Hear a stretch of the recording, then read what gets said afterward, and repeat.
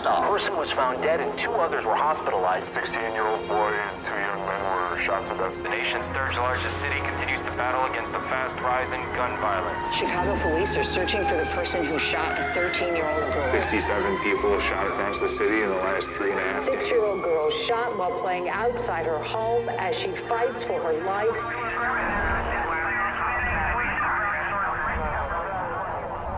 I was carjacked and kidnapped.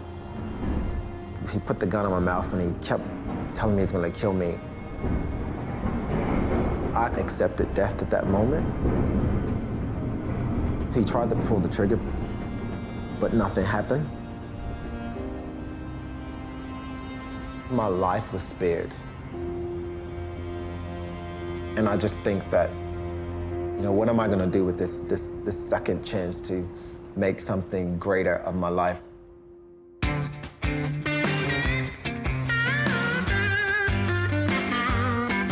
Chicago, Chicago, you're always home to me.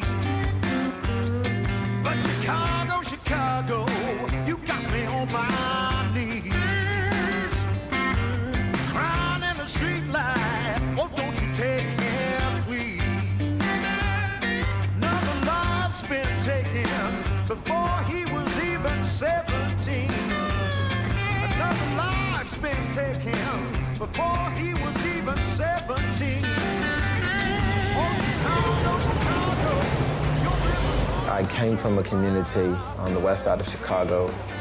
Growing up, it was I would say, fairly a decent community, but as I developed into my teen years, that community rapidly went down because of drugs, alcohol, gangs, violence.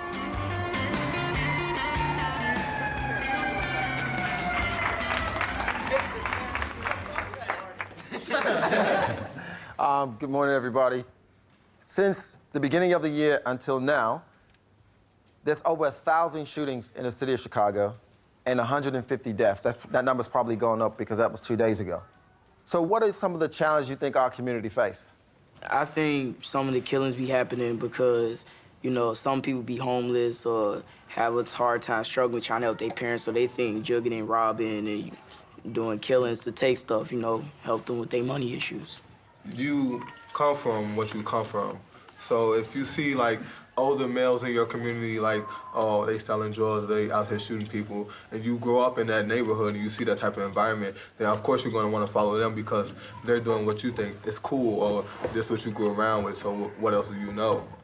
You know, back when our parents were younger, it was really like a village was raising them. They had a lot of people around them. I feel like now, we don't really have that. The teachers, they don't really care, so it's kind of like discouraging to go in school and you got this teacher hollering at you and then everything that you got at home ain't right. In New Zealand, there's a term, and I'm not cursing, there's a term that's called whakafanungatanga, all right? I knew y'all thought I was gonna be telling a curse word, please. So that's in the Maori language, the native people of New Zealand, right? So whakafanungatanga means to journey life together. Maori and Pacifica families, young people in New Zealand, equivalent to African Americans and Hispanics here in America, overly represented in prisons, overly represented in the cemeteries, all that stuff. And so I got a house in some of the most wealthiest communities in New Zealand and took on guardianship of initially 28 boys, then 55 and 16 girls. So I'm the guardian currently of over 70 kids.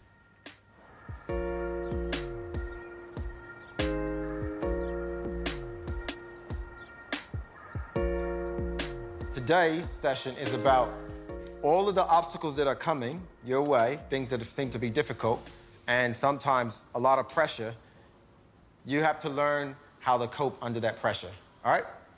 So, and that's staying in sync as brothers and moving forward together. If we're in sync, then we can all move in the same direction. When we're out of sync, some of us go this way, some of us go that way, and we don't make it to the point where we all want to get to in the end, all right? Yes. All right, so let's go.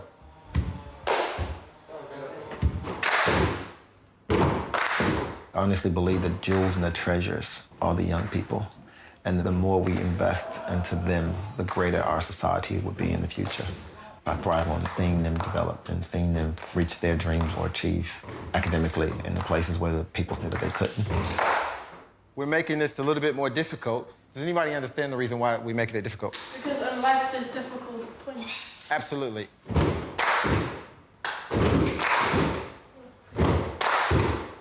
Everybody go the same way? That way? You gotta be in sync. We move forward together, and if you can't run, you do what? And if you can't walk, you do what? And if you can't crawl, you do what? You keep moving forward. You have to ask your brothers for what? Help you. It was a calling, and I honestly say that. One day, I just felt I needed to come to New Zealand. And I looked at my globe and saw this little bitty island and all this water around it and thought, wow, God, you really know how to pick them. And when I landed in Auckland, I thought this was a paradise. I mean, it was just so green, the sun was shining, water, it was beautiful. I then saw a news story around Māori and Pacifica underachievement in education. And got out and traveled around the country to some of the most impoverished communities and saw the difference between the have and the have-nots and thought that, wow, there's a huge disparity amongst young people. Saw the equivalent of African Americans and Hispanics back home. In New Zealand, similar as America, there's these segregations of communities. And I can't say it's based on ethnicity, but it's certainly based on how much money you earn or your family can afford to pay. And when that happens, as a people, you get ostracized where you have to live in a certain community. And that affects not only the education that you receive, but your life. We've got growing inequity. We've got poverty. I've spent at least 15 years teaching in South Auckland. Success is doable, but it's very, very difficult, and the onus is on the family.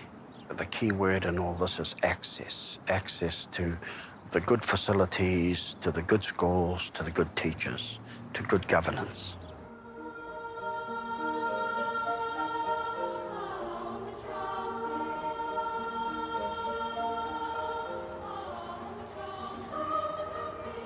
Auckland grammar is visible, firstly, so if you drive the motorway, then you can't miss grammar. Please be seated. Many New Zealanders will have an opinion about what happens at Auckland Grammar School. They will either have it'll be a love-hate relationship with grammar. If you're part of it, then you're a biased, one-eye supporter, and if you're not, then it's probably the institution you want to beat. It's a very specific style of education. It's very formal and conservative. Predominantly New Zealand European and then a strong Asian contingent. If you talk to old boys from 40 years ago, they would tell you that it was a New Zealand European school. There might have been the odd Pacific Islander, but very low numbers.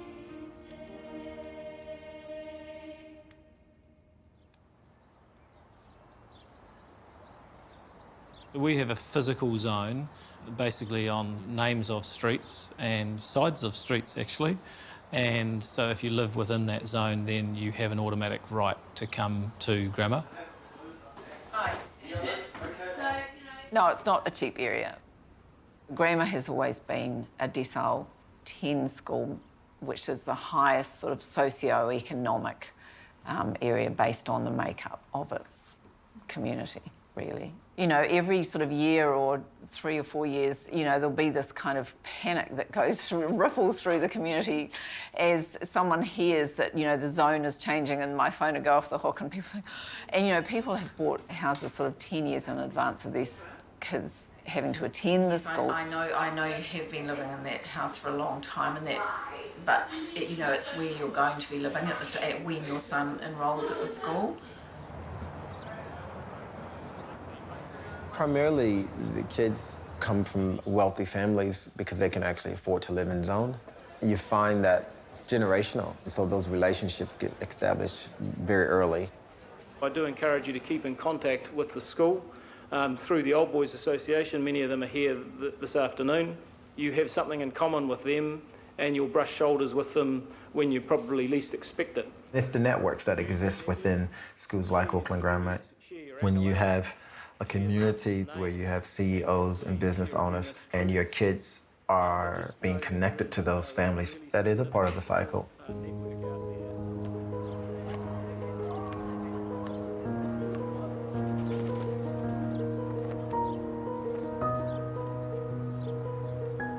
I then decided, you know what, I need to create a home in this area that will give these kids the best possible opportunity of excelling at education.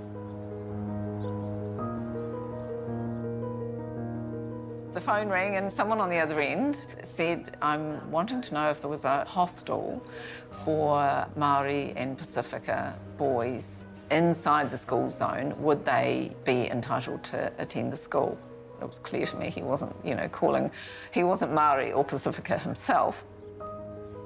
So I said, look, on the face of it, if that's their genuine address, yeah, they would be entitled to come to the school. I really believe that making sure more minority kids have access to influential schools like Auckland Grammar is the key to changing long-term inequality.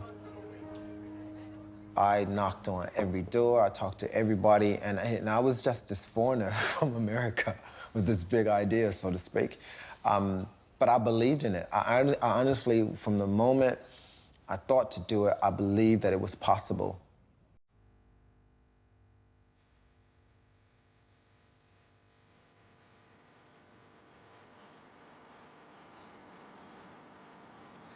Ngāti Whātua claimed this property in a treaty settlement with the Crown. When I found this out, I approached Ngāti Whātua with a proposal to have it for a period of 30 years, and Ngāti Whātua found merit with that proposal. Oh, that's a miracle. Like, honestly, it's a miracle.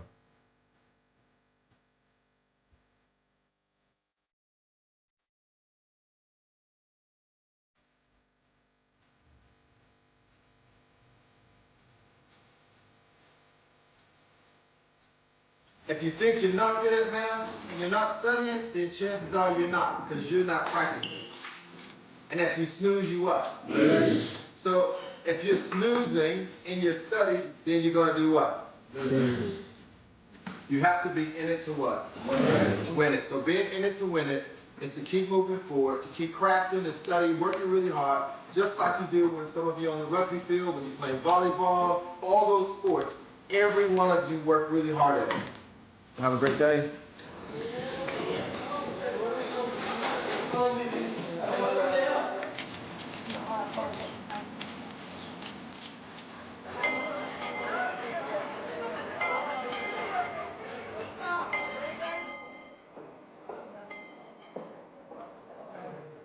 I just remember walking in and looking up and just amazed at how massive it was.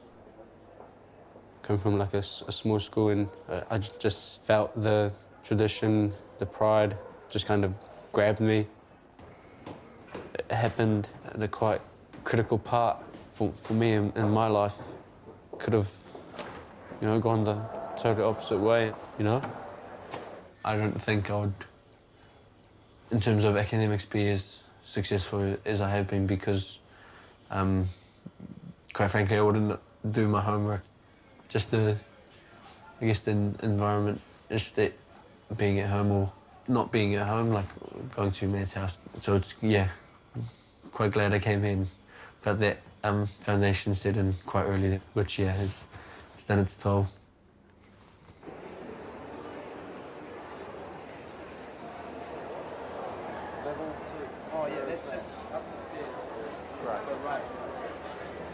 I really enjoy business, that's what I'm doing now. And looking to get into that. When I study, I'll study that at university and go on from there. I was at a school in Mangere Bridge for intermediate, and then we heard about InZone. One of the teachers called up at school and told us about it. That very day we got the call, I had to get into a suit and come in for the interview, and it was all really sort of short notice, but I was really keen on getting to grammar. Both my parents are full Tongans, having left like over 20 years ago when they were still in high school. I was born here and have lived here my whole life. My parents, they done a lot for me. Certainly gotten used to New Zealand, but there's still things that they miss a lot about my Tonga. But, you know, there's the sacrifices that they've made for, you know, education. Yeah, I'm trying to go to USA. Really good business of a school over there that I really want to go to. For a long time, since about midway through last year, I wanted to go to America to study there. Our rugby scholarships, that would be the only way I could get there. I couldn't really pay the fees that they give out. We help student athletes, anyone in sport in New Zealand that's looking at a scholarship in the US. Not men's rugby now? No. Okay. So that's, obviously in the US they play football. Maybe in a few years they'll start men's rugby, but as it is right now, there's actually nothing. Disappointing, eh? Yeah. So whereabouts are you from in New Zealand? I'm from Māngere, so I'm not too far out. Where I did come from, being successful and wanting to do better was kind of put down, and coming here, the atmosphere is different. I guess because of hostel, having that means of support with all the other boys that are doing, I guess, taking the same steps as me. To be in this position is what keeps me ticking, but I also see it as an opportunity to give back to my family and to those who are significant to me and who have, I guess, made me me. I guess I want them to know that, like, I guess anything's possible. And I have a lot of young cousins that were like me when I was younger and thought that being tough is the only thing that's on offer for them. But really just give them, I guess, something to aspire to or to push for. Last call for year 10 boys. We're about to leave now. Last call for year 10 boys. We're leaving. We're walking down the driveway now. 1, 2, 3, 4, 5, 6, 7, 8. It's so hard to coordinate all of the kids, eh? You know, they're just all over the place. Sometimes it's like herding cats, you know?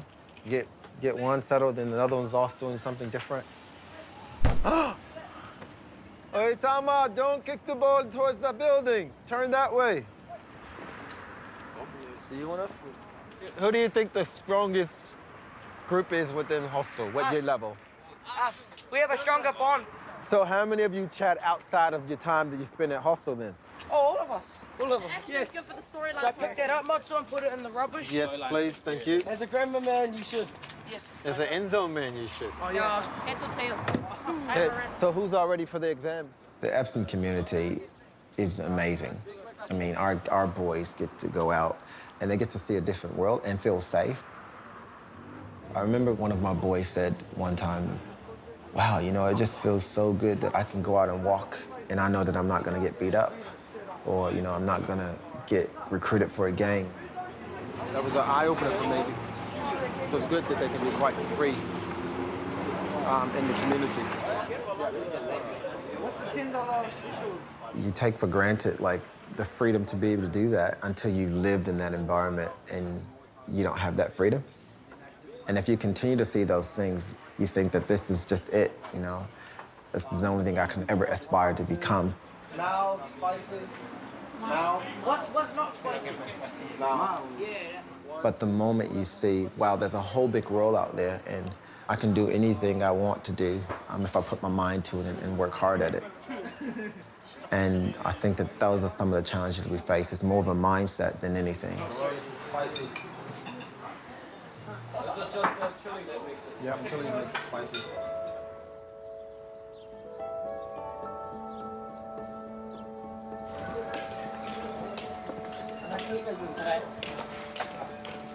I'm gonna go to the most entertaining one.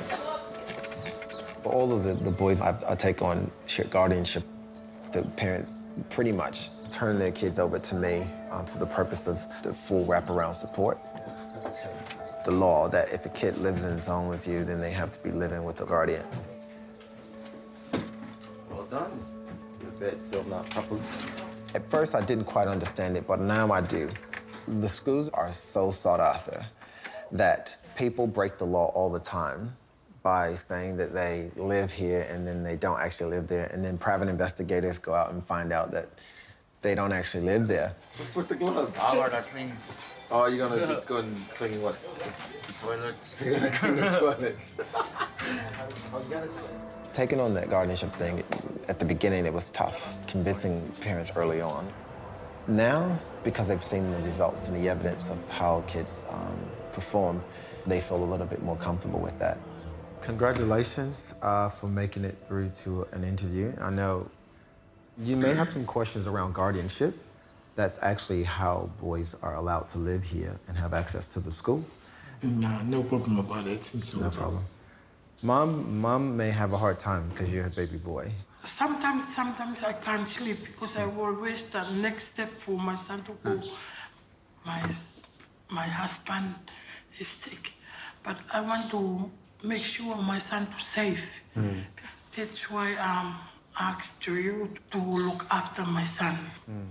And I promise to you guys, my family come and help, like a cleaner outside for free. It's heartbreaking. Every time I have to deny a kid access because we don't have space. Oh, it hurts me to tell these kids no when they are pursuing to try and really create a change for their families. When looking at your school report, what do you think I'm looking for?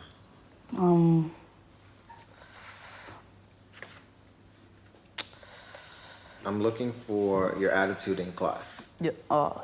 And would you say that you mostly have good attitude in class or not so much? 50%. 50%? Yeah.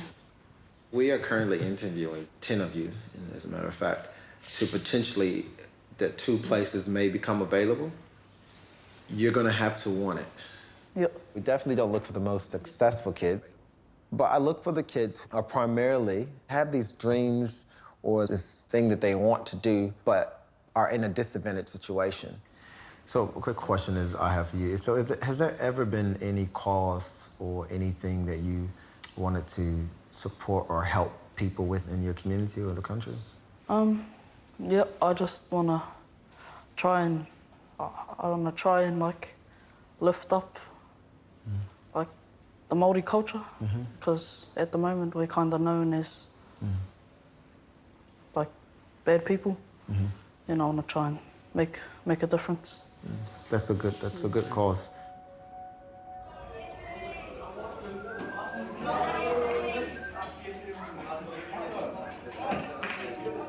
I got a text saying I got accepted.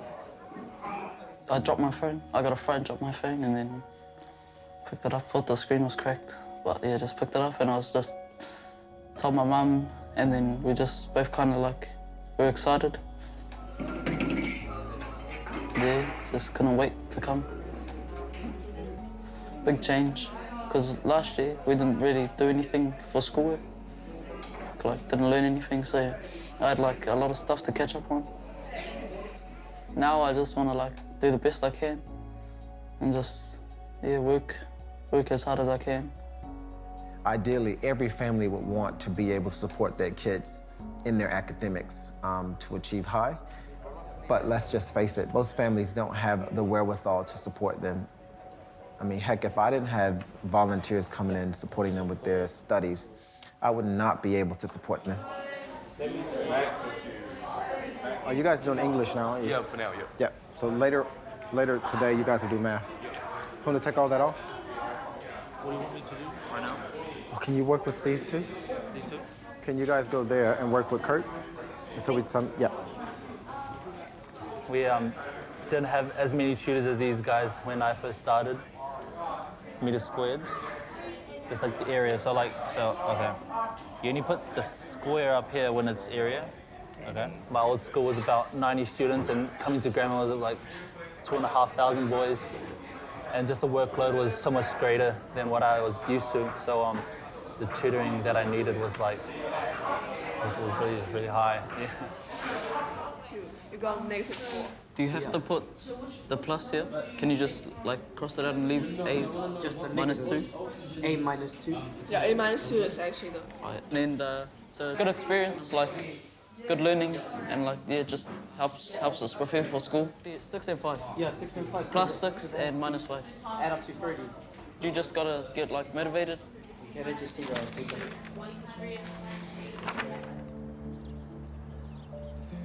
Right now, I'm taking on a new challenge. I've always wanted to roll out a home for girls once the boys' house was established, and now it's finally about to happen. Kurt? Kurt? Yep. Hoity moi. Hey, not keep the koi, sorry.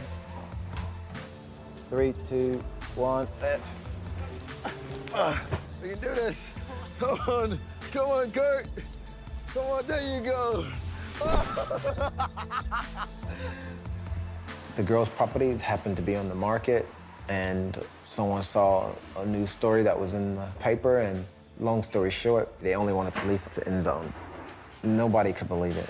It was another miracle. And to get Epsom Girls Grammar on board, which is a sister school to the boys, it's phenomenal. We have so many applications for girls, and of course, with limited spaces available, it really gets very difficult to decide. You really start looking at, oh, what are the circumstances for the family? You got very many friends at your school? No. No, not very many. At home, it's only your dad and you, eh? At home.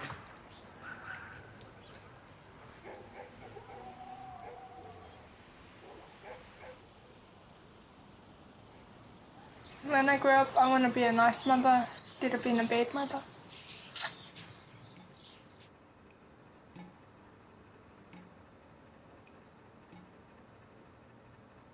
You've heard the saying, the rich get richer and the poor get poorer. In that is a reality.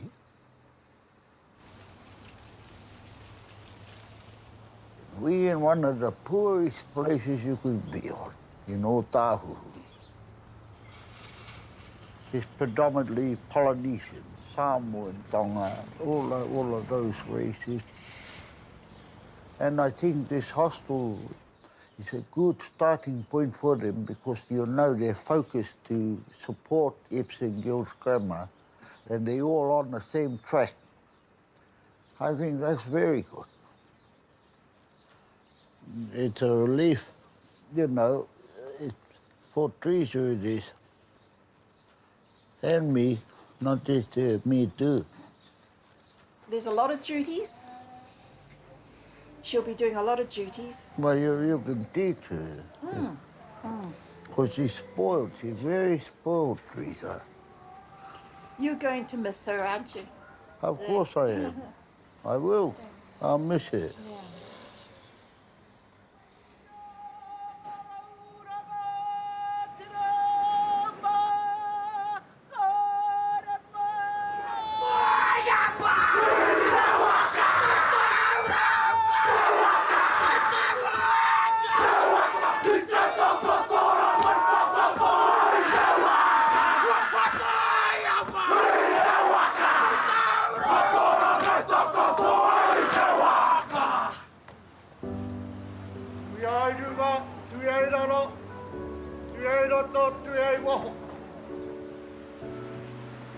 I'll try to hold back my emotions from what I see right now with the birthing of the End Zone Girls Initiative. Words can't really express the gratitude that I feel in both young Māori and Pacifica males and now females that have access to top education in one of the most influential communities in this country. Our girls' future will be birthed from here.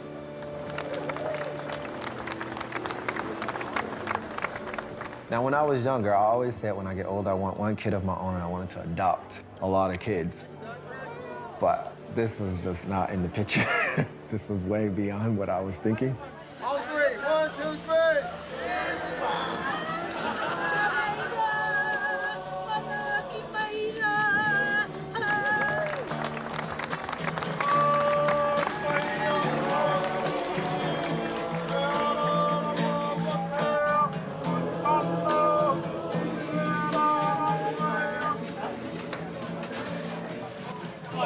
This one's your one and this one's mine. Okay.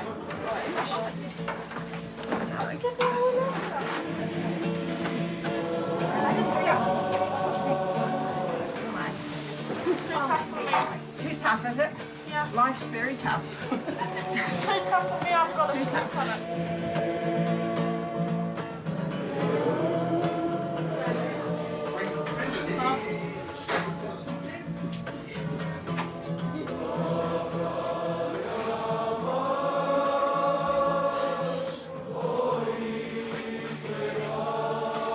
Can you enjoy my baby? Yeah. Awesome. So how's the voice? Right.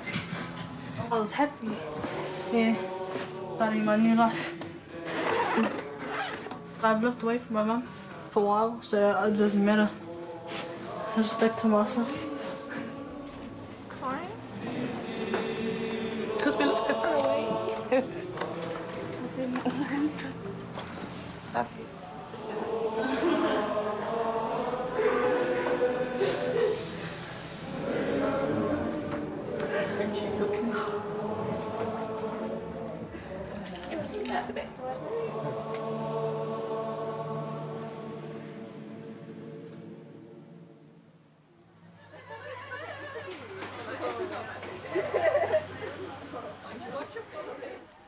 Up here. Good. Good. Now you've done one side, now you've got to do the other side. This side, that panel, next panel. Okay. Tomorrow is their first day to Epsom girls. A full uniform and the smartest that they'll look. In fact, some of the girls, this is the first time they're ironing. So these girls are struggling, but it's good for them to learn.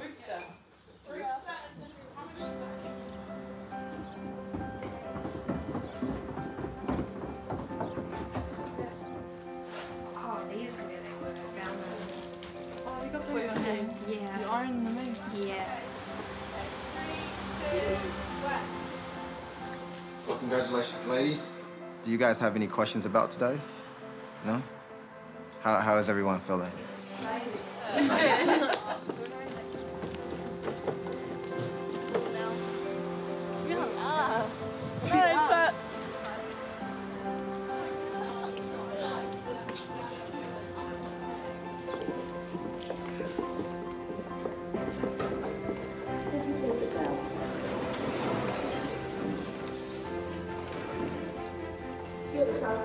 Welcome to the assembly, and I'll hand over to Mrs.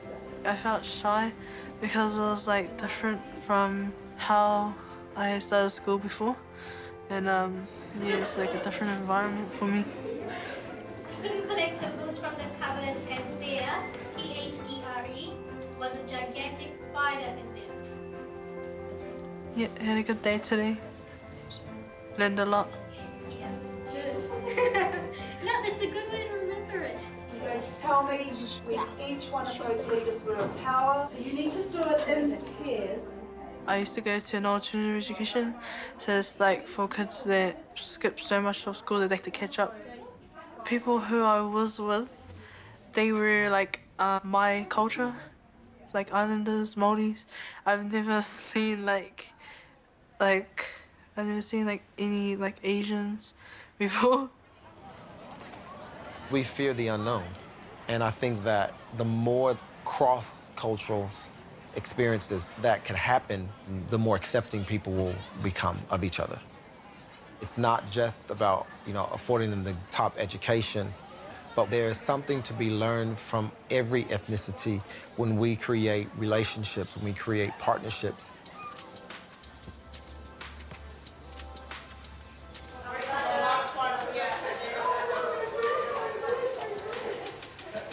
I like to introduce my kids to a bit of African-American culture.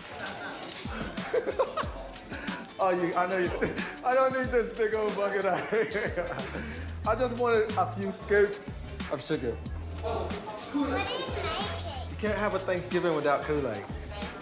Now I want you to just stir this around like this. Just keep stirring it, stirring it. Keep stirring, keep stirring. So Thanksgiving is the time when we reflect on some of the things that have happened, and we take time out to just thank God and also thank God for the families that you do have. I thought I'd just start it off by saying I'm thankful for having all the family here tonight. Thankful for the food. Thankful for the opportunity to be at Inzo, especially for a lot of us who are really struggling. you know, having like family problems and whatnot. So, you know, for a lot of us, it's a really awesome privilege to be here. I'd like to thank all the brothers and new sisters for being here. What else? I'm just thankful to be here, being a part of this opportunity. And I'm thankful to be a part of this family, you know, every single one of us. I guess I'm most thankful for that. Those of you who persevered through the hard times this year and that you didn't give up. I'm thankful for that because I guess no matter what opportunities come your way and no matter how difficult life will get, that you have the spirit of resilience, that you press through it, and the unity that you boys and girls have amongst yourselves. I think that's one thing that we could all be thankful for.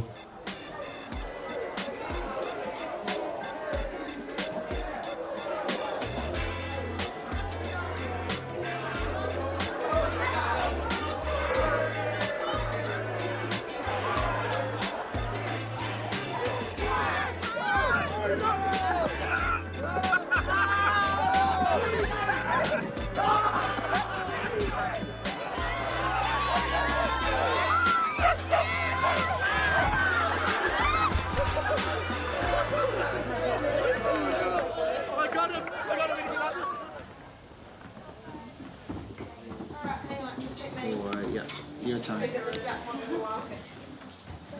Oh, yes. I'll even do it for free. First name, last name, mobile number. Okay, this is where I struggle. Don't you know your mobile number? No. We're no longer a family of 50 kids, we're a family of 70, and it's challenging in that it's the dividing of myself to support, you know, the boys and the girls. Yeah, so anytime you go and put in a visa anywhere, they make sure that you get that type of certain amount of money in your bank account. Kirk's one of our year 13 boys, and it's been part of his dream to participate in the camp at Berkeley University. What is that, $5,000? Pretty much in your savings? And then now you're responsible for your own travel to get there, is that right? We've always taught the boys, look, just have faith and believe, and if you work hard, then it will all pay off, and don't let financial reasons be the reasons why you don't aim high. That's the thing we talked about before, the priorities. In order for you to get scholarships, the true investment is in your exams because of your marks. I hate paperwork, everybody hates paperwork, I'm sure, but I'm over it. And because we've grown over the last year, this year particularly, with the girls, it's been a balancing act. We had so many sports injury this weekend. It was just like, what is going on? Do you remember the name of the doctor from yesterday? Black eyes, fractured eyes, arms, legs. In the term, that's when the windows get broken. That's when it's just all go. Hello, hi Wayne, how are you? Yes. Sorry, I was calling to follow up from your email. No. Right, so that's because I'll have to cover the cost of that as well. Thanks, Wayne. Talk to you soon. Okay, bye. The timing of this camera being in my face. I think my greatest, gift or calling is being that support for the kids and not so much managing the foundation. I can drive vision and get the word out and all that kind of stuff, but when it comes to juggling all those things, it becomes virtually impossible for me to do that. Sorry, there's some of the boys. Hello. What's up? Do you need to see me? Yeah, not now, but after. All right, so I'll see you when you come back. I'll never see you getting in trouble, for anything. So this is probably the first time that we probably even had a conversation about you getting in trouble. What has happened to Manaki stuff?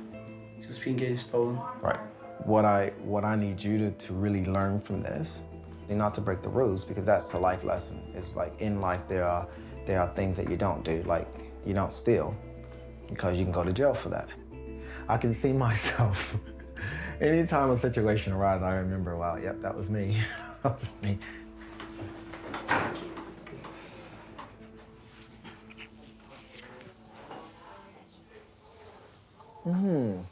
Take the stress looks from my face. Yes, yes. With those cards, the credit cards, is that a MasterCard as well? Because there's a few there that have got MasterCard. All of them. All of them. Every card that's there has been declined, and we just need to... Yeah, I just kind of needed the reason why before we... No, just call them and say it's been declined, and we just want to confirm the information. And, yeah. And we need their address so we can process it online.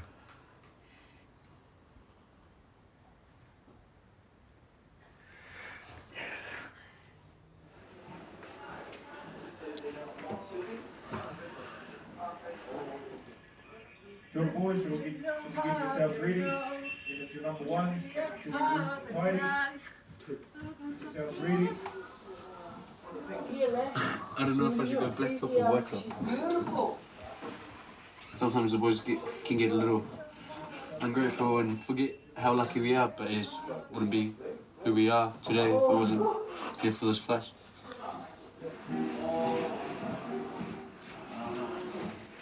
We've organized a big fundraising event tonight. Because we've grown so much, we really need funds to support that growth. Done. We've had fantastic support from the community, both from the Auckland Grammar community, Epsom Girls community. You would find alumni in some of the top positions within the country. It just opens up all of the possibilities that these girls and the boys could have access to. Good to see you. Man, this is so much bigger than the past. I know, it's crazy, right? Awesome. Thanks for coming back again and continuing the journey with us. Yeah. Hey! Good to see you. Well. This is so nice. Thank you. Hi, Terrance. Hey, good to see you. Right? Good to see you.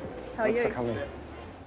It simply would not be possible unless you had someone that had the vision, the determination, the courage, and the absolute passion to make it possible.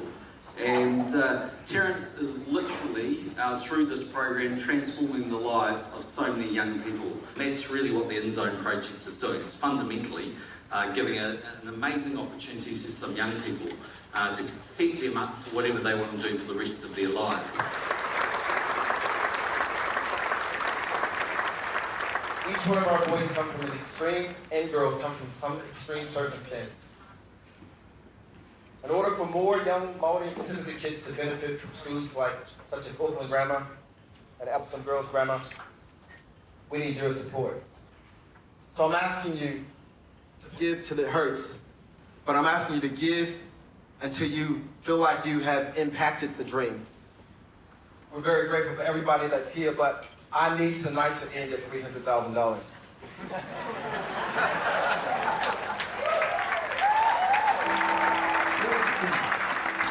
That's going straight to the pool room. 1,000 bid, I've got one who makes it two. Two is at 3 to go. 3 over here, 3.5 bid. 4,000, who's got 4.5? There. Gone $4,500. Ah, comes with a dozen of the Prime Minister's golf balls as well. 3 it is, 3,500. 5, 6. It goes at 6,000. 7,000 I have now. For nothing, you'll get nothing, but you're going to give me a bit of 7.5. $10,000, I'm going to sell $10,500. I'm at 12,005. Gone. I didn't get $10,000, but I got Rob Hamilton instead.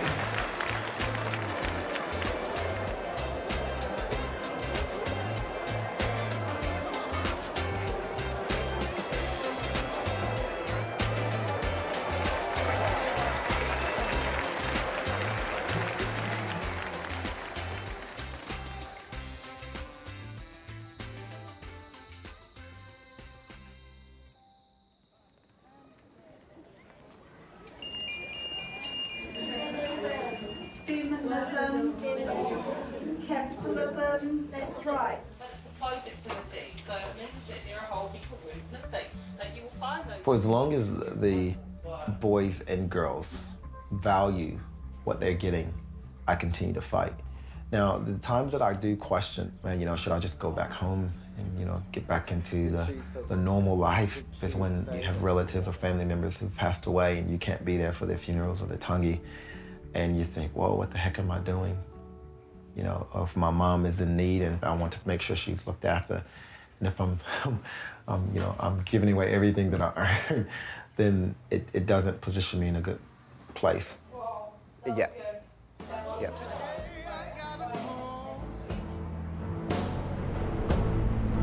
My baby's coming home.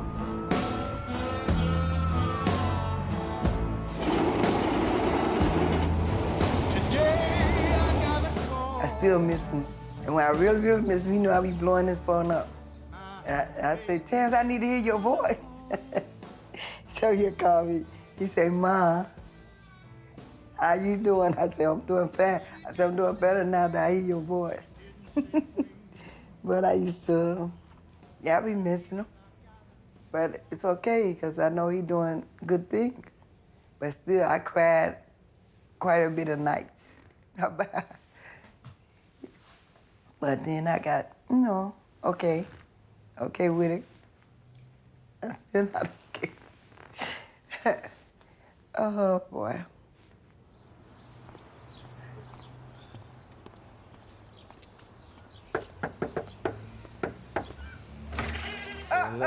Ellen, you here? Oh, my goodness. Ellen, she had been trying to call me, and I said, oh, Terrance been trying to call. Okay, oh. At first, I wanted him to come back home, but I changed my mind about that. It's getting worse here. I'd rather he be there because things got crazy. And I know he's in a good place right there. I gotta let the water warm up a little bit. But anyway. See, this is the gas. Oh, look at the door. Sorry. Sorry.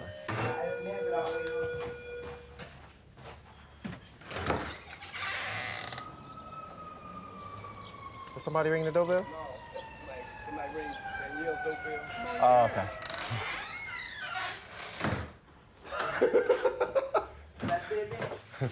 No, I'm laughing because that happens.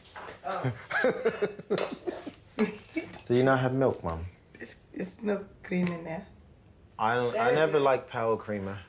This is what I grew up on. Canned milk. Never despise humble beginnings. I'll make it all the better. Hi. Hey, how are you? Good to see you. As well. What's up, cuz? How are you? Hey. What's up, man? God, this boy is big. What's up, man? Give me 5. Give him 5. That's your cousin. Say hey. He's like, nah, I'm good. Come on. I know you. Do you know me? Who are you? Oh, this is my stepdaughter. Oh, okay. Hi. How are you? Good. So how you been, man? Hey, cousin, how are you? Oh, what's this? I know. How are you? I'm okay. I'm tired. How's work? It's okay. Yeah. Wow. It's hot in here. He was in the hospital. I thought next time I'm going through some menopause. Yeah, they can have it, because it's too much for me. All right. I just want to say thanks. It's good to see everybody. Thanks for coming out today. I know that I'm way on the other side of the world. It's always, for me, a reminder of appreciating where you come from and never forgetting where you come from, no matter where this journey of life takes you. And so for me, it was always about bringing it back to the hood. Go for it. Let's eat.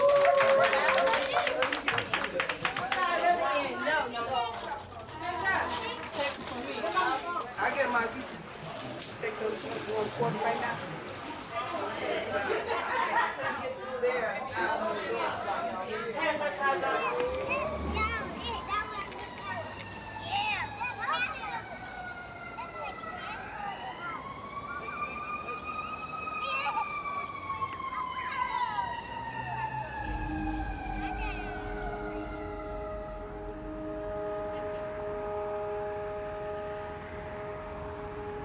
Well, I guess it was round about the teen years of my life where things became a little bit different than what I understood to be normal.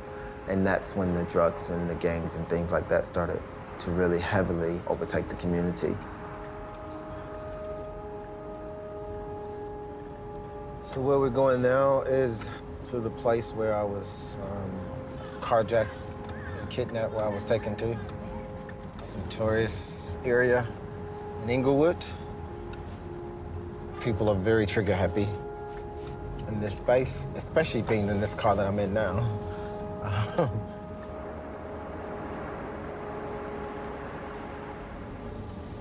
It's where they pulled me out of the truck and put me down on my knees, put the gun in my mouth and told me they were going to kill me. Actually, I think this is it.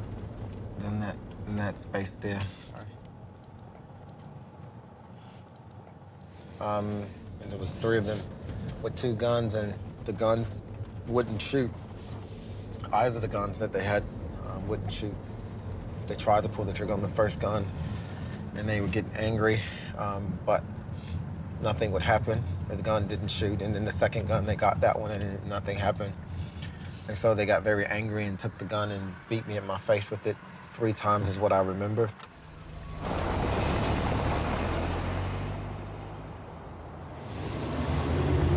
Going back to the place where it took place, in my mind, and even though I know it was years ago now, in my mind, going there, there's still a level of fear. I think that was, I guess, put on me as a result of going through the experience of just being there. And my mom, I'm an only child, so she would have definitely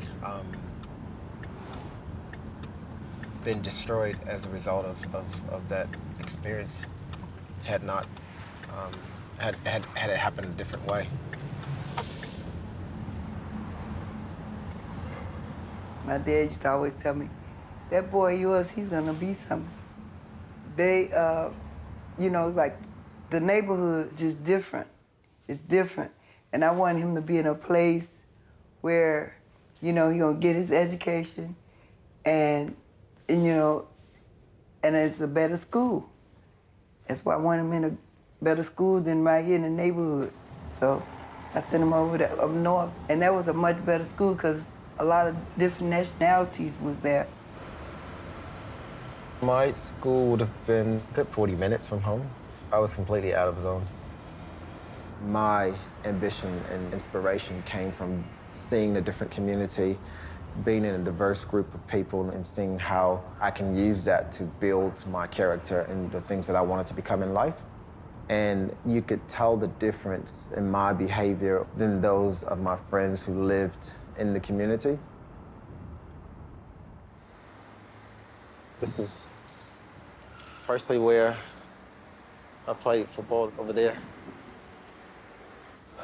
Perfect. An alumni t-shirt.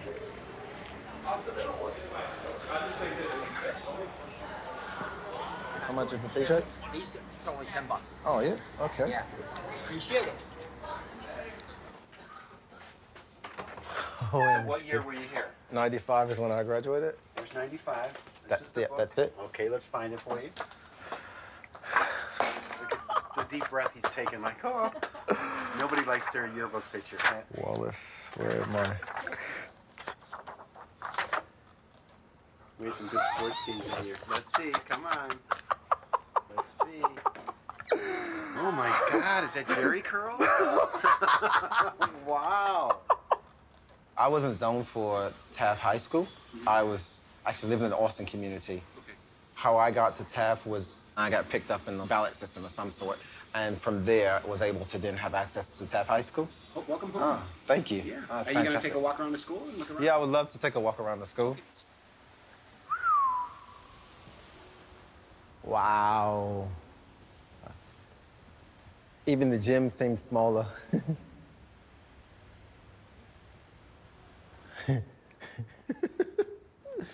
Some classes I was at the front, and some I was in the middle, but never at the back. Even though they try and put you there because of your last name starts with W. Nah.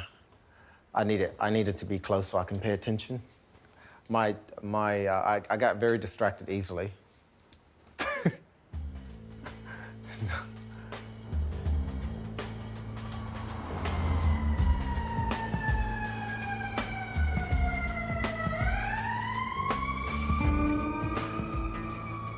When I was younger, I never knew that we were in poverty.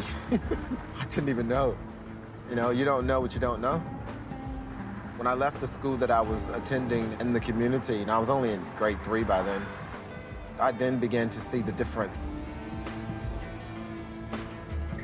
In America, we have what's called historical black colleges, and if you're African American, it was a place where you're supposed to be accepted and feel free to thrive, but in my eyesight, it was just a way of continuing segregation.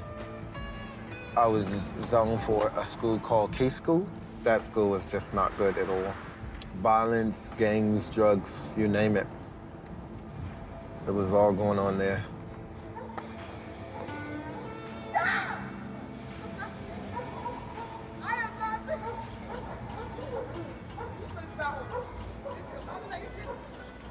This is the last class I was in on this side. Shout out to Howell School of Excellence! Shout out to Howell, that's the best school in the community. We're #1 school. And shout out to Ms. Williams. She do a good job at being an assistant principal. And Mr. Alex and all of them, they do a good job from stopping the fights in the school and being security. Tyrese right here. So Douglas is the only school that's open? Yep. So this side is closed? Mm-hmm. This Key closed. They sent all the kids from Key to the to the new school on the other side? Yep, to Duke Gallatin, and then all the kids from Emmett came to Duke and the Priest. Wow. Can I ask you a question? Why have none of you chosen to go to the high school that's in the community? It's not a good environment. Like, we know it's like there's so much violence around, like it's a trap to gun violence. Shootings, gun violence? Gang violence. Poverty? Bad influences. Bad influences. So pretty much peer pressure. Yeah. I feel like I wouldn't be successful in a school that's in my neighborhood. What do you think could happen in this community to change it so that you wouldn't have to leave it? If everybody could come together as one. Everyone could come together as one? Yeah. Why do you think that's not happening then? Because everybody wants to believe. Everybody's right. I don't believe. No motivation or inspiration. Yeah. When you're a kid, you are like a vacuum. We start off asking questions because we're curious. And you're looking for that hope and inspiration, but there are more interesting things on the path and the journey to the classroom, which are negative, than when they get in the classroom. And it all falls back on the kid. So say, for instance, if the local high school in this community was like the place to be, everybody was focused, everybody was kind of reaching their dreams, would you didn't want to go to that school? If it was like, it wasn't violent, it wasn't drugs, it wasn't, would you want to go to that school then? Yeah. Gotta be interested. Gotta be interested, yeah. All right, cool. The bracing new look at a fatal traffic stop has shocked the world. Just last week, the officer who shot and killed Philando Castile was acquitted. Being African American in America right now, there are some who are fearful, there are some who are angry, and there are some who've just completely given up. It keeps me awake at night thinking about, what can be done. I do want to know what your thoughts on that police officer getting off. I do think it's kind of sad that so many young men are losing their lives at the hands of people that are supposed to protect them. And this guy was going in the back seat to get his ID out of a book bag. No weapon, not a knife, not a switchblade, nothing. And he got executed. Like, that's scary, man. It is. I mean, they're gonna be, it's just the truth. There are gonna be instances where things are just not gonna be fair because you're African American and you're young. You have to invest that time and give them something to aspire to be. All right, buddy. I think when you do break that barrier, move outside the box, you could see clearly how you could go back to support your community. Like, I see things differently now. There's a lot that I can do here that I didn't think about before, or I didn't consider. You went and got a haircut? Yeah, they, You didn't have nothing on your head. Well, my line is messed up from my barber in New Zealand, so I had to try and get them to fix it. Oh, okay. What's up with the barber? He told me not to let anybody touch it when I go back. He'll be back.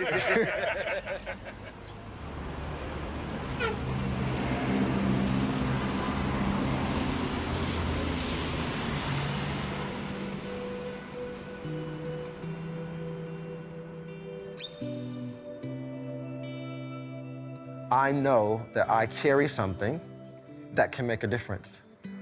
And I live my life for that. There's a tear going on right now in my heart because part of my heart is in New Zealand, in Auckland with my kids, and the other part is here because of my community and my family.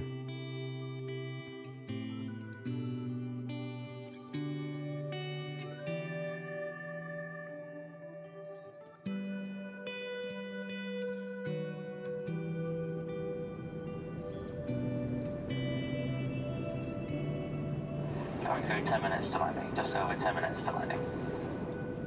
For the last almost 7 years, starting to build End Zone and having taken on guardianship of over 100 kids in that time, it's not something you can just turn off.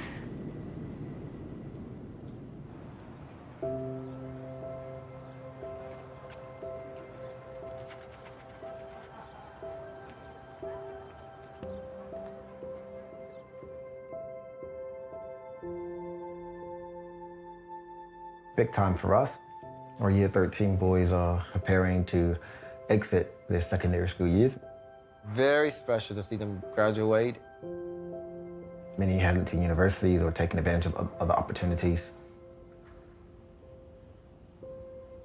This award is for a young man who has shown personal excellence in every field of endeavour, whether in the classroom, on the sports field or in cultural activities. Essential values should show honesty, loyalty and integrity. The recipient is A. Reparter.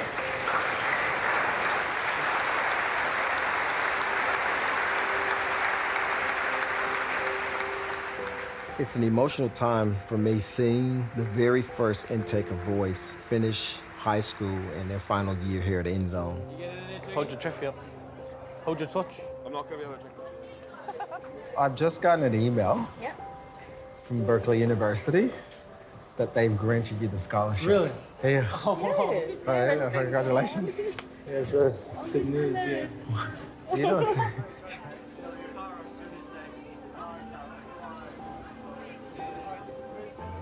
I'm quite attached to each of them because they're my. I look at them as they're my boys and my girls. And while they do have their biological parents, they're still my kids.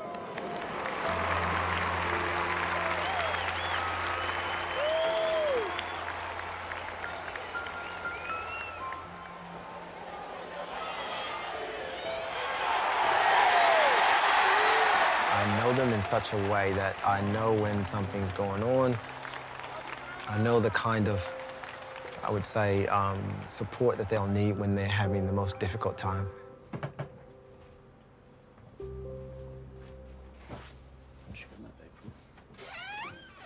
I'm packing, but I'm not too sure where I'm taking all my stuff. I have nowhere to go, just because there's no space for me at home. So I used to sleep in the wash house, so I had to probably like this size.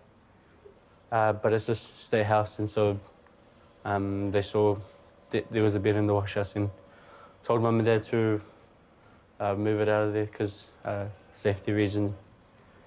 Packing all my stuff and having nowhere to take it. I'm kind of playing it by ear and hoping it all gets sorted.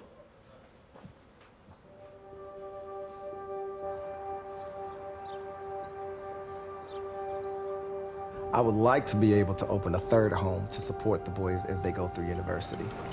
Someone approached me about taking on a new development. And I saw it as a great opportunity to both be a part of the purpose-built facility, not for secondary, but for those going into further educational tertiary studies. The kind of family support traditionally that you'll get, some of them won't have that. And so it's providing them the support in the structure to achieve that. The chaotic scene and the latest flashpoint of the Donald Trump campaign to win the White House. A concern for safety Trump's campaigning in Chicago.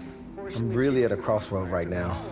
A big part of me wants to stay and see if I can see this through to the next level. But I really do feel the pull back home. When I look at the city of Chicago now, having been away from home for almost 7 years now, and without getting emotional, when I see the news feeds on my social media or look on New Zealand news and see some of the horrific things that are happening there, at best, it's emotionally, I think that I feel some sense that, man, I need to jump in and give a hand.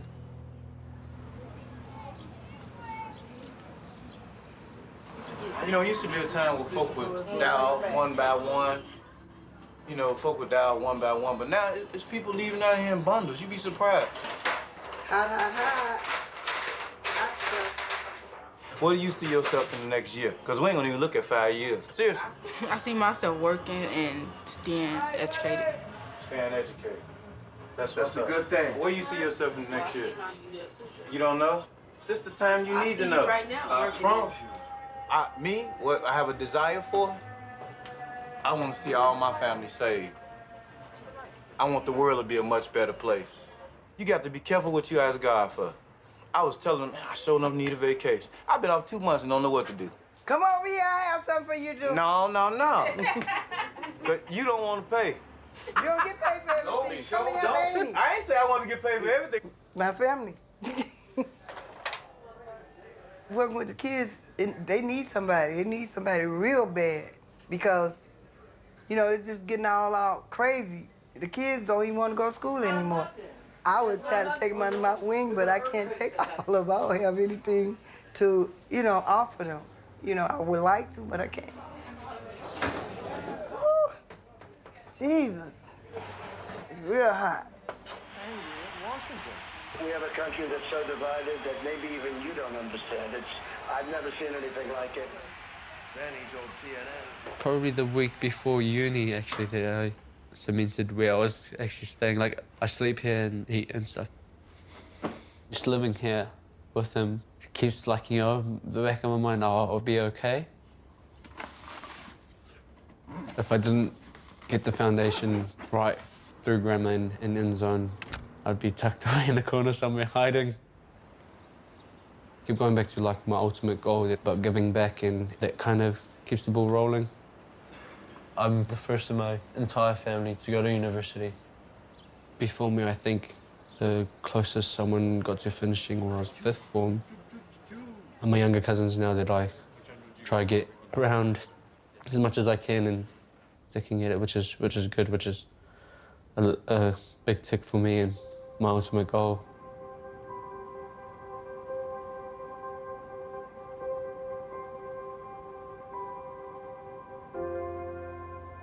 I guess I'm at a pivotal moment within the journey within Zone.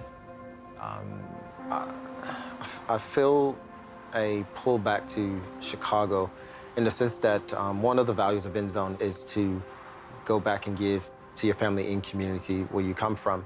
And with the current state of what's happening in the U.S., it's very difficult for me to watch. I definitely believe that InZone is at a level now where a successor could come in and take it to the next level with new freshness and blood from, I would say, particularly someone who is a representative of this country, Māori and Pacifica in particular.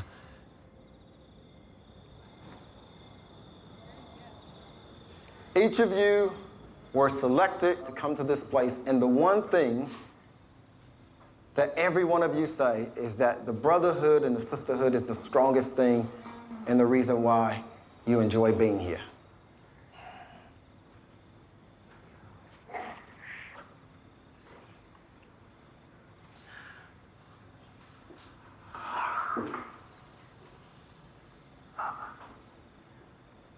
So tonight was supposed to be about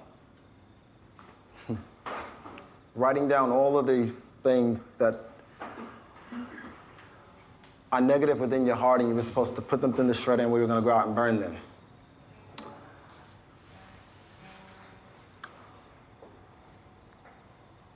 Sometimes when you find a good friend, it's difficult to let them go.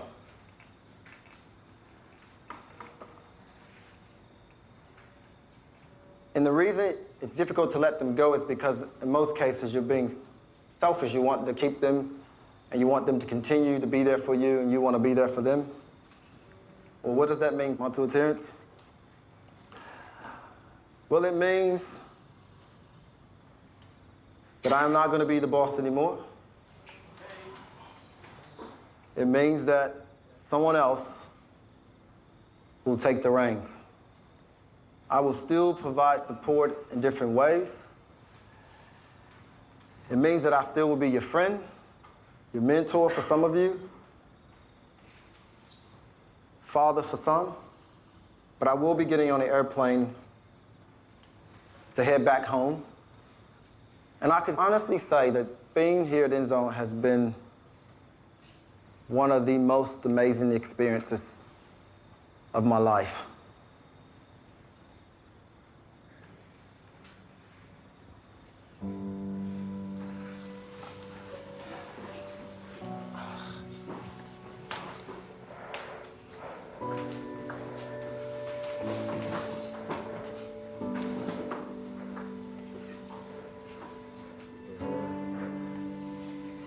Emotionally, it's ripping my heart in half.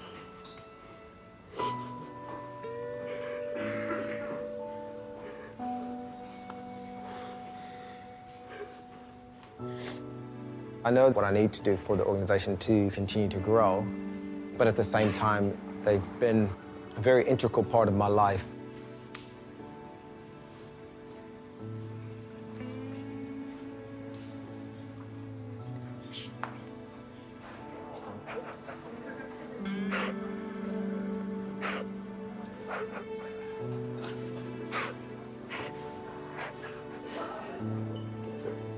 I would forever be connected to this place because of these kids.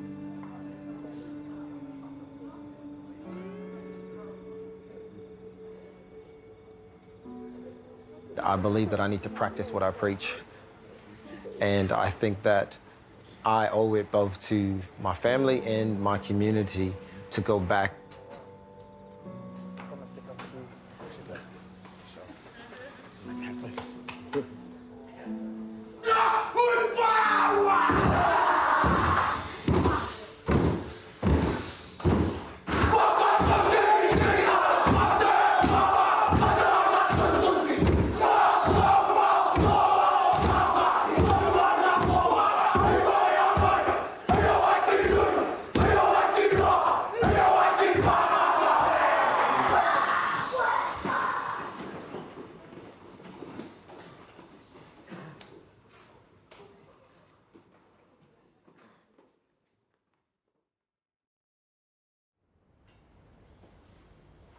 He's massive when it comes to my life. Someone that has helped me so much. I honestly would have no idea where I would be or who's the person I would be if it wasn't for them. Just with everything that's going on now there, it's kind of had an impact on me. And,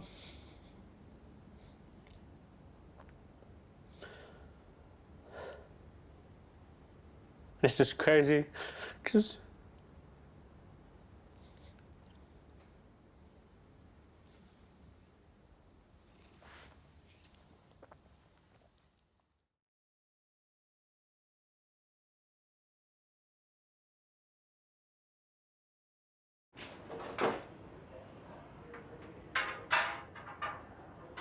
It's been a very emotional and interesting week. Probably a lot more difficult than I had imagined. Trying to be strong, to be honest, trying to be strong. Tidying up my old office for the new GM. Officially my Last day in this office. It's exciting, but I guess you can say it's bittersweet doing the role that I've been in, and now that's changing. So it's quite exciting, but as well emotional.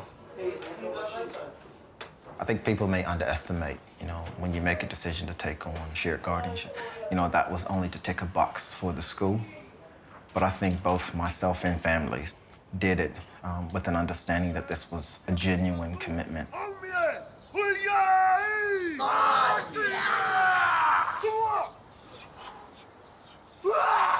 I remember early on saying, it would be my desire to hand it over to Amadi of Pacifica to take it to the next level. And so the new GM, who is Napoli, he brings that.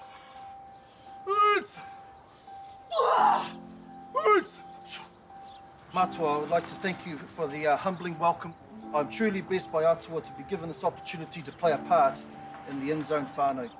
I spent over 12 years in the police, with the majority of my time focusing on working with young people and communities.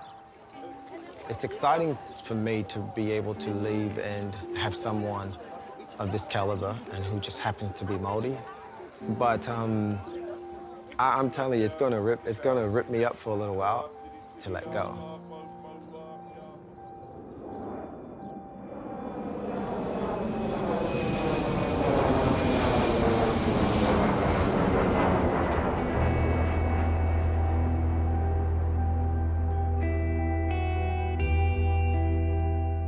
Being in another country, embracing another culture, somehow you alter your perspective and your thinking. And so the longer you're away from it, the less likely you are to understand or comprehend what the problems are, the challenges are, unless you re-immerse yourself back in it.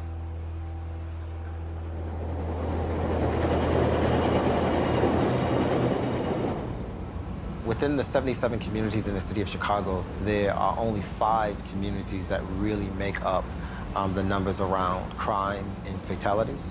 And one of those 5 communities is where I come from. Gun violence continues to rise, and young people continue to not go on to university. And so I believe that the initiative can provide hope for those young people.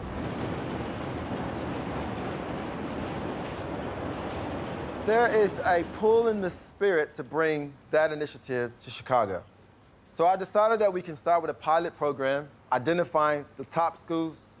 Now, what I can assure you is that by the time you leave, you will have the qualifications to enter university if you choose to, if that's the path you want to take. You will be well networked so that if you need a job, you'll be connected. You will learn how to do finances and all that kind of stuff. How many of you are interested? Heck of me. All right? All right, but are you really ready for the challenge? Yes! So, hold on, put your hands down for a second. You do realize that you won't live in the house with your parents anymore. Hey, sign me up, brother. Sign me up.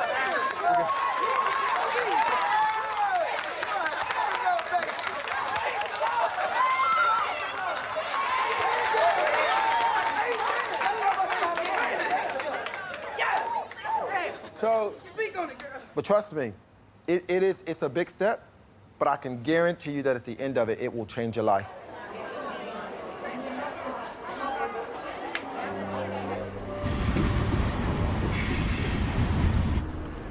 Our kids are the ones that are suffering, and they are our tomorrow. They're the future.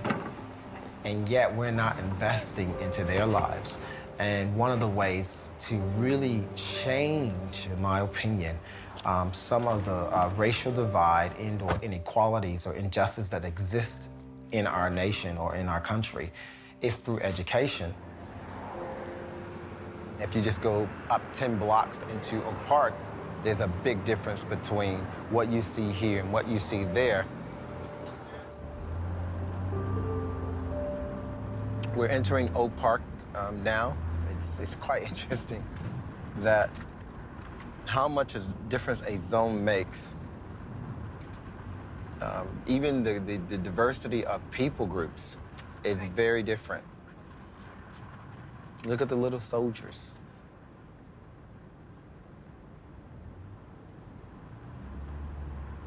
Even the grocery market is very different. Quality, food, absolutely a couple of blocks can definitely change your life.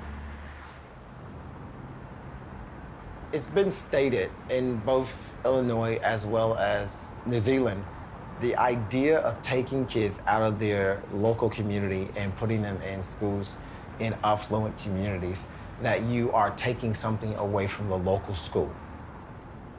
Let me go on record with saying this. There are some great teachers and some great schools who do their very best. But even with their very best, what the kids experience outside the classroom is not enough for what they do in school to get them across the line.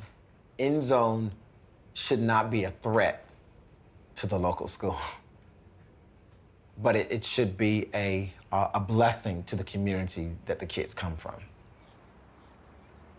One of the vital parts to End Zone's success in New Zealand was having a strong team behind me.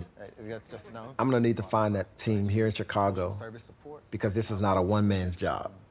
Taking kids from those other communities, getting them out of an environment of which they're very familiar with, and putting them in another environment that's safe and where they can now, begin to grab a hold of some of the potential that lies within them. And so that's the plan. But the major problem is the social side of things, which happens after school hours. And so there needs to be more resources invested into that. And so that's the why. That's why we do what we do. I believe in diversity, by the way. So I think it's important not for our boys and girls to just go to schools that are overly represented with African-American Hispanics, but also to experience diversity, because that's what the real world exists. And that's where opportunities exist as well. So learning how to coexist and communicate on those levels is very, very important. What do you need? Oh, man. Deliver today. Yes. So what we need now is we need to build the movement. We need to galvanize the community across the city to get behind it and support it. We need to build a network of other social service for youth, find out who they are, find out which ones can fall in alignment with us. We also need to start training up people who would be a part of each of those houses, right? Our kids are gonna be hurt, they're gonna be damaged, but we have to love them back to a place of safety. Oh. We have to already be prepared to have mentors available for every one of our kids. We need a team. We need a strong team. I'm in. I know my wife will be in too. So I'm connected with the University of Chicago Social Service Administration, and I've also did some work in the community. I've been privy to different meetings, but this is probably the most phenomenal meeting I've ever been in. Wow. Mm-hmm. I just want to make sure that I'm a part of this. It's my 20th year on the police department. Probably my... Are you a police? Yeah, my 13th year now as a homicide detective. There's this need we have in our community. Mm-hmm. And our black and brown kids are getting killed daily. Mm-hmm. I'm tired of scooping them up. Mm-hmm. I'm tired. If I don't understand the value in my life, I can't see the value in your life, which makes it easy for me to take your life. So, wow. And so if we can reach the young men and straighten the foundation and everything else, then the house will stand. Hearing the program for the first time was amazing. I'm not even sure what this thing is.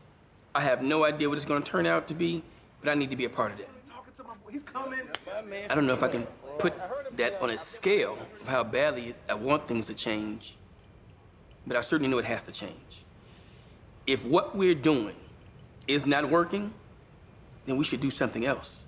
I would drop everything and be a part of this program, for real. I have students in my classroom right now who I really want to be a part of this program. 5 people got shot just yesterday, right? In the alley, right here, right? Did you know any one of those people? Right where I live. 2, 3 to 4 houses down. Right when I was coming outside, you heard the shots. I was sitting on a porch, and somebody came behind him because they were celebrating somebody's birthday that died that year, one of them years. And they came on a block and then just shot them all up. In my classroom, I try to make sure that they have a voice. But when there are distractions, that emotion and that anger comes out, It's not conducive to learning. So what does this do to you guys? How does it make you feel mentally and emotionally? It definitely make you have to, you know, be conscious of what you're doing every day you walk out the door. I mean, it makes you worry a lot. Like me and Dave, we used to walk to school and it just be like, we could talk, but now we gotta watch our back and make sure we okay. And it ain't cool. Should that be normal? No. I remember when I was a kid, we used to play on the front porch. Now you have to watch your back, right? You can't sit on your front porch anymore. We call it a generational curse as far as like they're not graduating and they don't see beyond what their parents have done. Yes, I see cycles of that. How does it affect you in school? How does that environment affect you in school? It affect me a lot.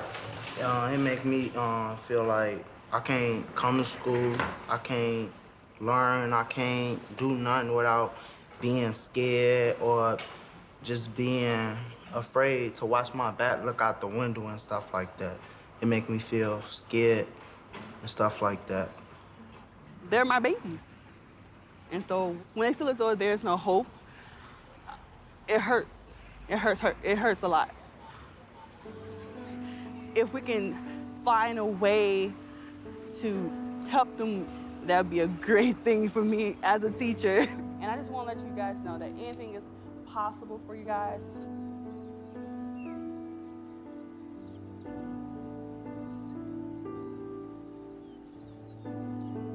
Randomly on the internet, I saw some advertisement around properties and came across this property, and it was the owner that I contacted. I came the same day and I saw it and I said, this is the house. I made him an offer and then he accepted. And now we're here. Look at it, it's an amazing property. Just like all of InZone's properties, it needs a lot of work. This has been empty for over a year, but it's still beautiful property that we can salvage and bring back. Man, these walls. And make sure that our walls are looking good. Oh, Mom's going at it. I can imagine having to clean this up every day. I ended up having a homicide in the city where the kid was, 14 years old. So I think this environment is going to be crucial because it eliminates that threat. I think, once we get the grass cut and everything nice, I think the kids are going to love it. It's kind of like an escape from what they're used to seeing. I mean, it's funny because, like, you listen to it, it's quiet. I think what's awesome about it. I mean, for me, I'm from Virginia, so I'm used to this. But for the kids, I'm used to hearing sirens and everything else. It just makes it like this different for them.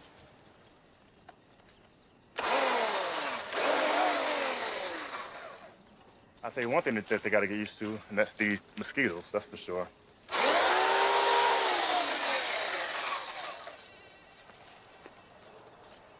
You're on the attack mode.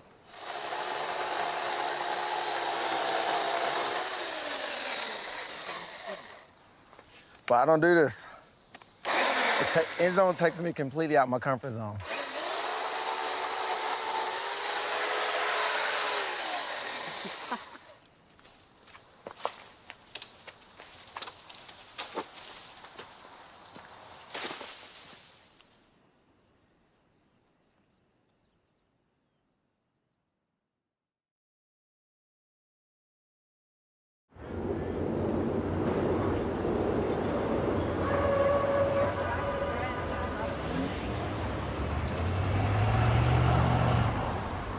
Congratulations for making it for one of the interviews for the InZone project.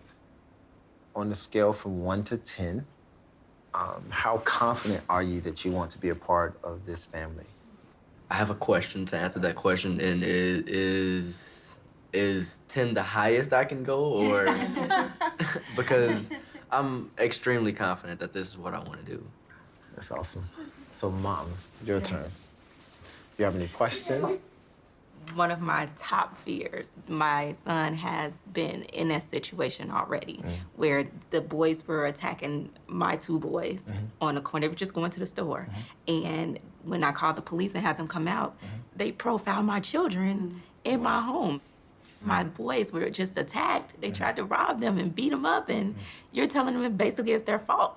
I don't want them to have to feel like they did anything wrong. Absolutely. To have to go through that type of situation. That fear is that, okay, if you take my African-American son and you put him out in this community with these Caucasian or these white people, are they going to embrace them? Are the police going to treat them with respect? Are they going to hurt my son? That is like my husband and I's biggest thing. So today I want to talk through, just give a brief update on where we are. I'll talk about recruitment first, because that's something that we didn't anticipate that will be as challenging as it has been.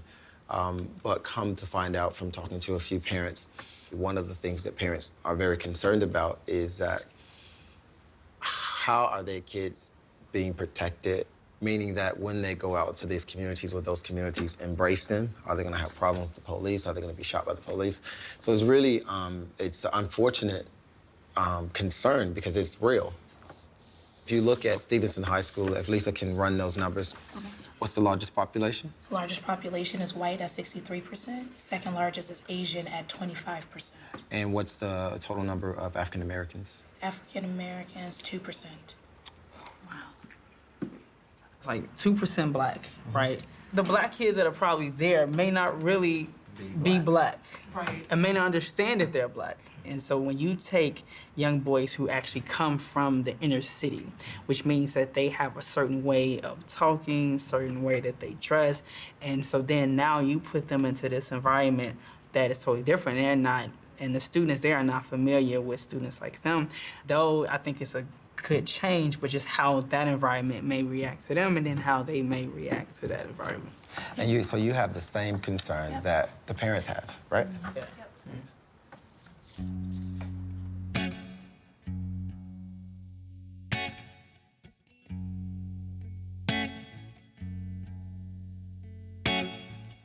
Lord, don't move that mountain.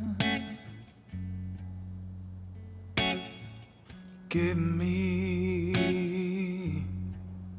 the strength to climb. This was something that I had never expected. I mean, to leave everything and the sacrifices that it's taken. But lead me I'm on a roller coaster with the unknown, and it's purely an act of faith. If you struggling hearing me, raise your hand. We bring unto you. You told some of you all, you're in the midst of a storm. That he's gonna come to your rescue. Oh, you promised to help those who help themselves. Have your moment. Have your moment. Have your moment. That you'll have mercy, Lord. Oh, Lord. So I just remember, like, just hearing no, no, no, no. You are not going to be a part of everybody else's no. Whoa, just give me the strength to climb. Oh, no. Giving up is not an option. Do you hear me?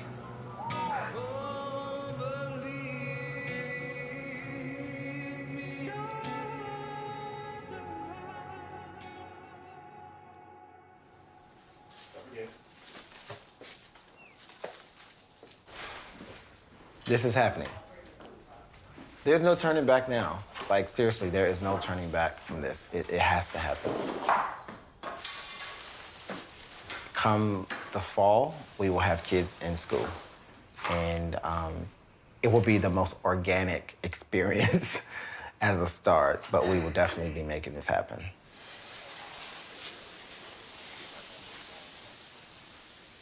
I personally don't think, and this is the thing I have to constantly communicate, that all white people are not the same, just like all black people aren't the same. You stereotype based on somebody else's experience and maybe even on your own experience, but it doesn't give you a right to deem everybody that's a part of that race as being this person. It is the challenge that we face and the challenge that we're trying to correct. Who are you? Hi, I'm Terrance. I'm your neighbor, actually. I'm Terrance Art. Wallace. I was going to come and see you guys, actually. What's your name? Alex. That's Oscar. Alex, That's my kid. Oscar, and... That's Ryan. Ryan, hi. Yeah. What are you guys gonna do with those mosquitoes? They're gonna eat you guys. I know, I gotta find a way to stop them. Spray it. I know, actually, you can call the village. You really? Call the village because I think you got some budget in your taxes. Okay. What's your name again? Art. Terrance. Okay. Terrance, all right. Whenever you need anything, just Thank you. let us know. Nice meeting you guys. What high school do you guys go to? From. Okay, cool. My boys will go there as well. Okay. All right, thanks. See ya. See ya. I have faith that this will work, but it's going to take some brave families to step forward to be pioneers. I didn't know if y'all wanted to go to the store. I had to go to the store, man, get some food for the night. My name is Keith. I'm 14 years old. I'm a rising freshman, and I live in a suburb in Riverdale. Where I live, it's not a very safe area always. I mean, it have child-friendly things like a court, a playground, but it's not really safe to go there all the time. This neighborhood, man, every neighborhood is what you make it. I mean, we hear gunshots every once in a while, but it's cool. I'm overprotective. I love my little brothers to death, you know what I'm saying? So there's a lot of stuff I don't want them doing because I don't want them to do the same stuff I did, make the same mistakes and mess up their life, you know what I'm saying? I was charged with a UUW of a firearm when I was 18. That was a felony. I got charged with class 4 and 1. Somebody told on me. When I first got locked up, I was thinking that when I was locked up in that morning, I'm like, damn, what the hell was I thinking, man? I could have did so much other stuff, man. So I try to tell them, like, stay in school.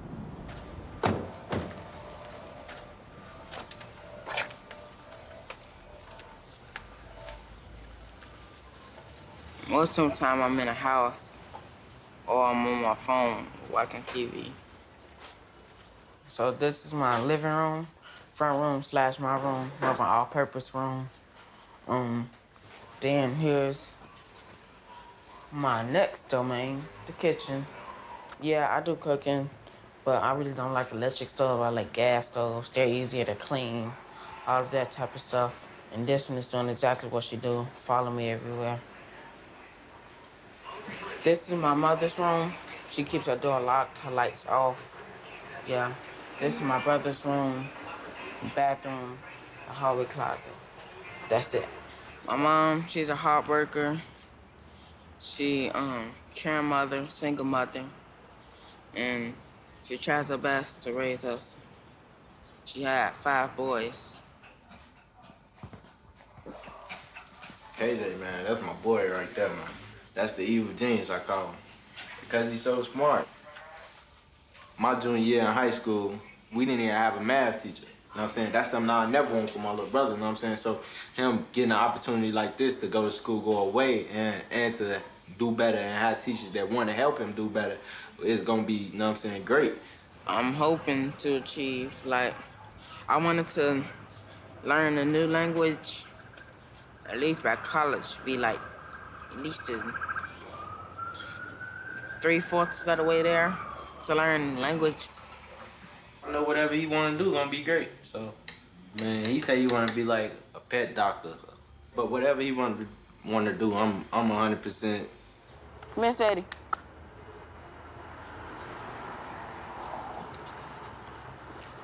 See, I think I'm gonna definitely leave Miss Sadie running around the house.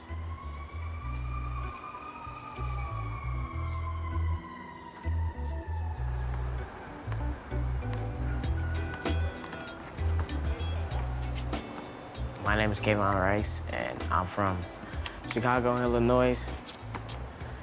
I'm 14 years old. I'm into poetry, and I like to help people.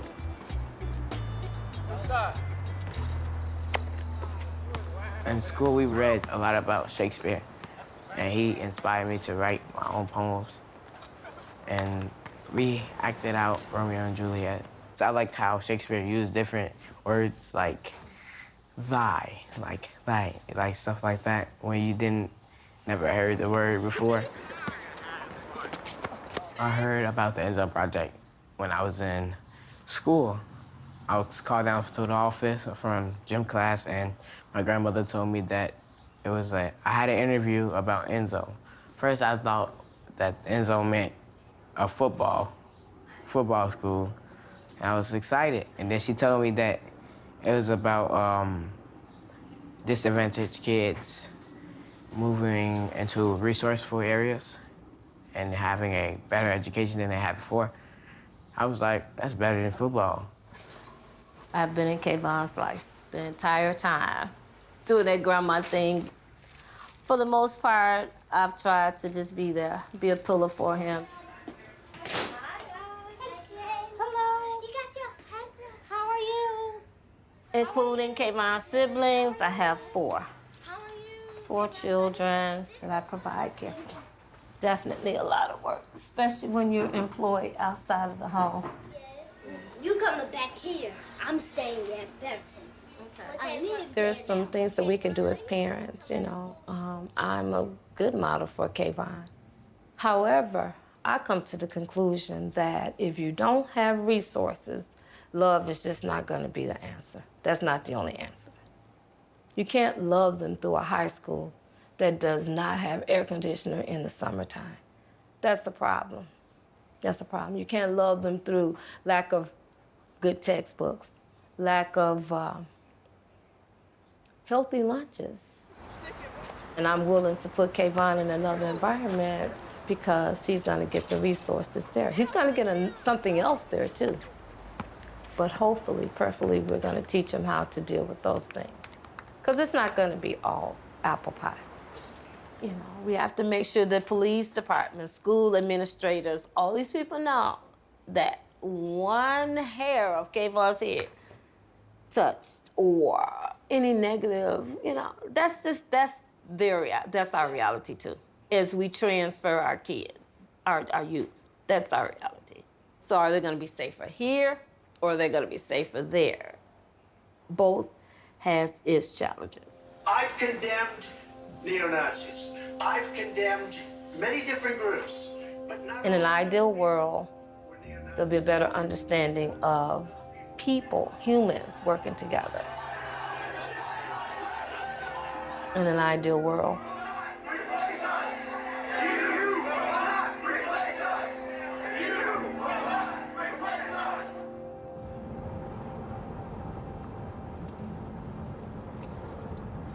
Well, today we are up to registering the boys for school at their new school.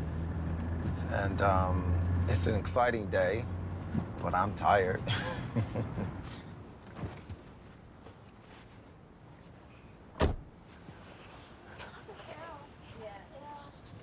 Hey. Hey.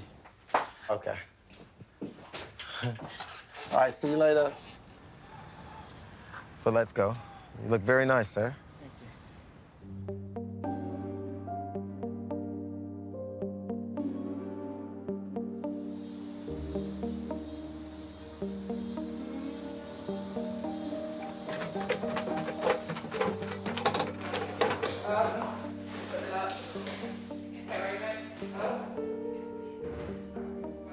Finalizing the paperwork for the boys to start school tomorrow. This has been a quick turnaround, 7 days to get the place up and going, get the kids settled, and to have them all move in tonight.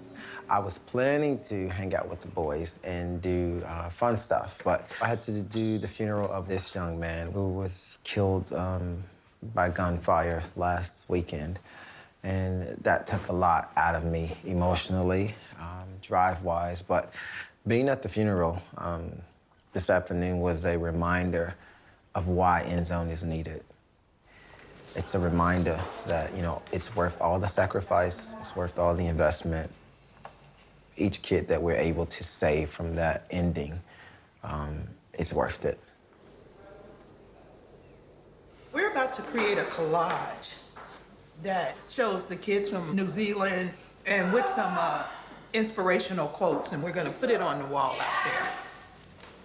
And keeps them inspired, because if they see that these young people from New Zealand did it, perhaps they can believe that they can too.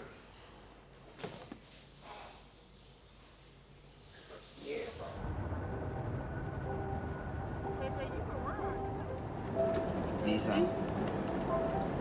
Hey, Will, you're off to school now. Right here, County, right, make it right, yeah. Right here, make it right.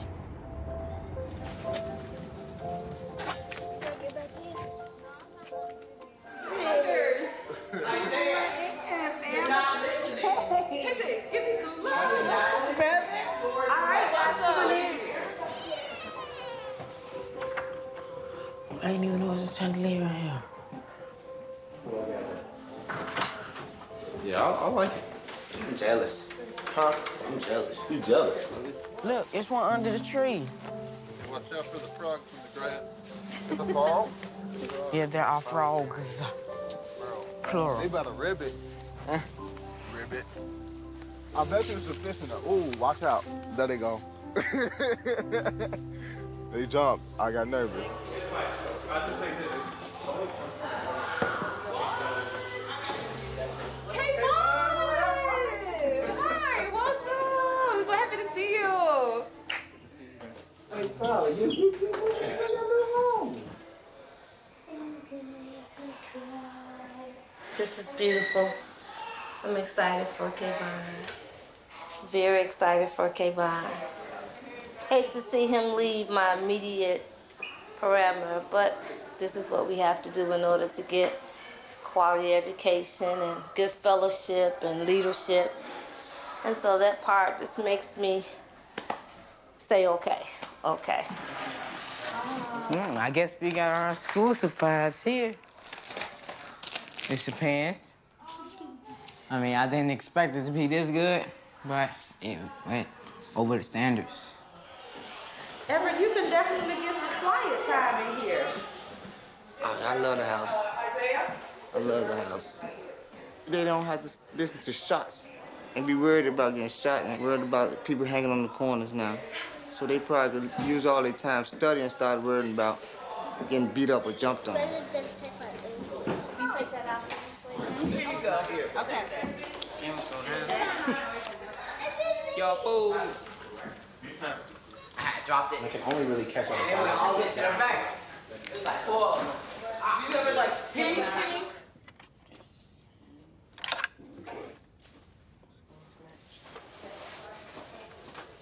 My house, if you want clothes iron, you have to iron it yourself. And we are like self-taught, so we don't need people like to stand over us, show us what to do. Very common sense.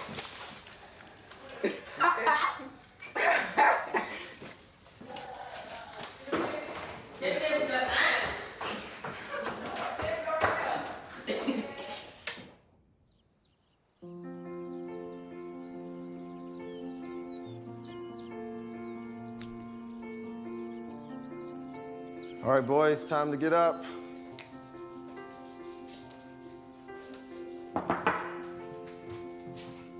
Everett, come on, get up.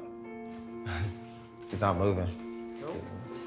Clean this room up, please. Thank you. Oh, these guys are up. Make sure you make your bed.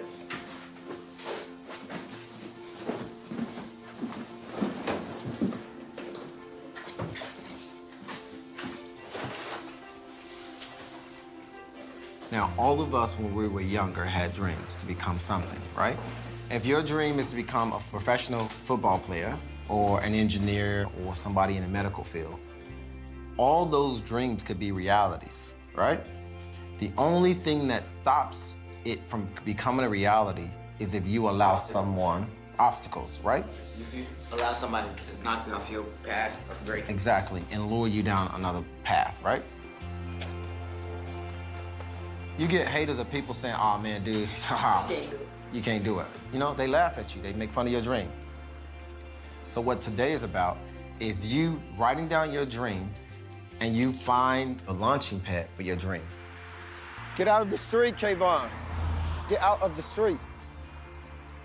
Yeah, nervous about their experience. I'm nervous about if they're going to really see this as an opportunity, if they're going to be treated as any other kid at the school.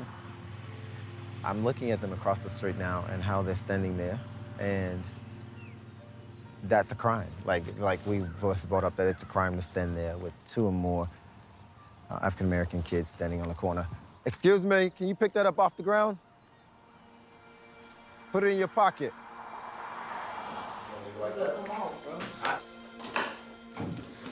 You've written your dream down.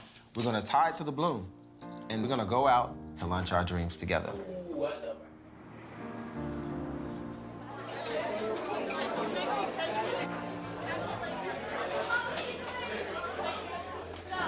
My little summer hobby that I do at my house is my caterpillars.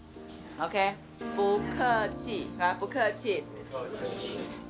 I want to play football or basketball. If that don't work out, I want to be a zoologist. You want to be a zoologist? Really? That's the goal? I love it. Day 1, yes. Interested in hearing about everybody's day. Bus driver I'll take for after school. He was like, y'all live in that big house over there? I was like, yeah. It was good. Actually, the teachers are very nice, kind. They want us to work hard. The teachers help more than my other teachers at my other school. I like it. I want to go back tomorrow.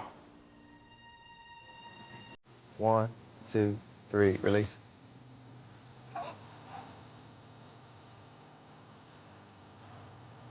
Bang it up. Hey, don't.